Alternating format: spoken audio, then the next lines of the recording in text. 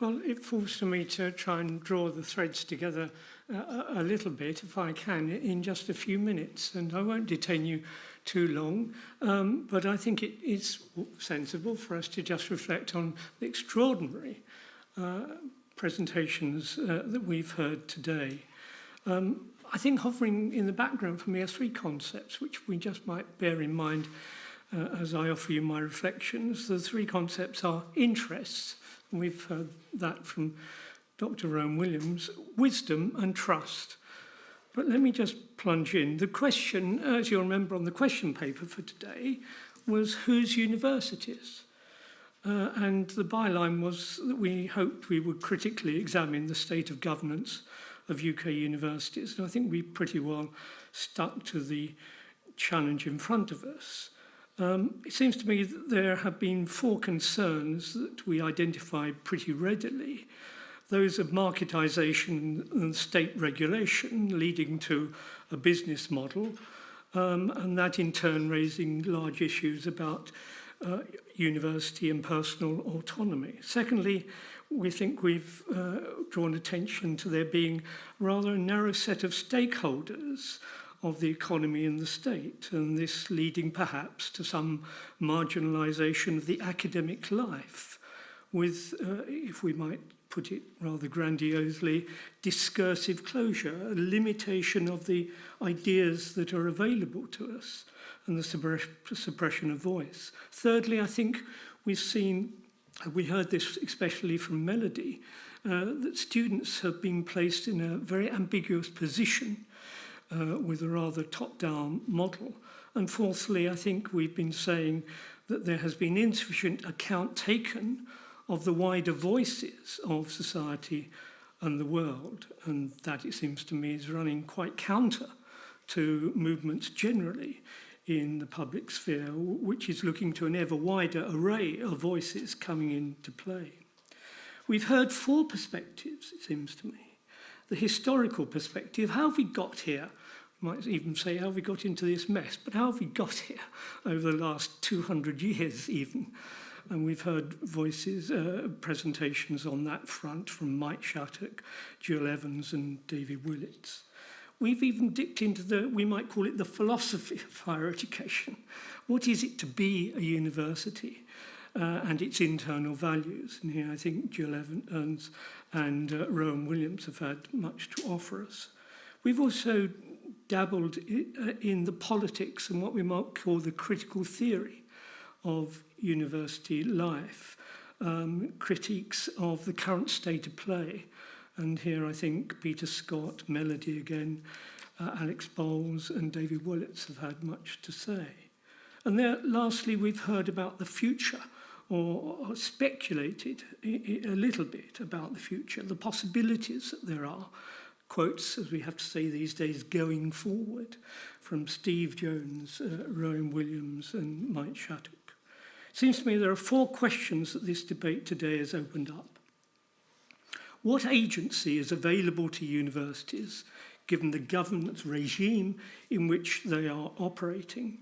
And if it's unduly limited, as many have been saying, how might that situation be confronted? Second question, might the voices of the academics and the students be encouraged and heard more? Third, which wider sets of voices should be brought into play? And here, if I can chance my arm, I might add, not least in an ecological age. Which are the larger voices of the world which should be coming into play? We've heard no mention, for example, of UNESCO's Sustainability Development Goals, which are trying to encourage universities to take a much larger view of their role. Is the governance model helping us to do that? And lastly, can the academic governance model be remodelled so as not only to reach out across higher education and even society, but to take account of the suppressed and silent voices, and to promote collaboration across institutions rather than competition, and David Willits touched on that point too.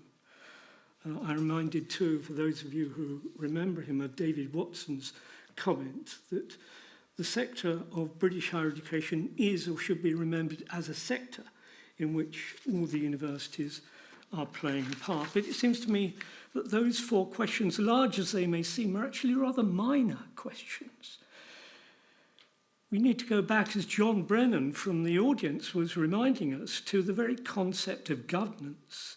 It seems to me there are two large dimensions which are in tension with each other. That of restricting a body, keeping it on course, keeping it on track on the one hand, but appointing, directing, encouraging in new ways, opening up new vistas, new ideas, possibly even with new languages. As John Brennan called it, the policing role on the one hand and the enhancement role on the other. And it seems to me in England, I don't know so much about Wales and Scotland, but in England, the focus, it seems to me, has been too much on the former rather than the latter. And so two major areas, new areas of questions, it seems to open up against those reflections. The constitutional issue. Who guards the guardians? Who governs the governors? And again, we heard a little bit about this from Rowan Williams. From where do they derive their legitimacy? In whose interests are they acting, or should they act? And what I would call the adequacy issue. Does the present set of models of governance, are they fit for the 21st century? Or are they derived from our thinking in the second half of the 20th century? So that we can have a proper balance between those two functions of steering on the one hand and sighting new horizons on the other. It seems to me, if I might chance my arm again, this is a century which is faced with planetary degradation, increasing conflicts not just between the wealthy and the poorer nations, but within nations, populism, a schism between those who have had higher education and those who have not. So all manner of huge challenges opening up before us in the 21st century. It seems to me, again, picking up what Peter Scott had to say, that our governance arrangements are rather keeping their foot and our foot on the brake, fearful of the massive reorientation that I think now the world is calling for and is required of our universities, when our government's arrangements should be assisting universities to become wise institutions, hearing a much larger array of voices. So there's no conclusion, it seems to me, from our conversation today. We would go on thinking about these matters, even worrying about them and struggling with them. And it seems to me today has posed the question, are there practical options in front of us? And those at two levels, again picking up what Melody was saying to us, to address the tribalism within higher education and help it become much more collective in its operation, but also to engage with the trust issue, the dimension of trust vis-à-vis the wider world and the demands and expectations of, indeed, an impaired nature.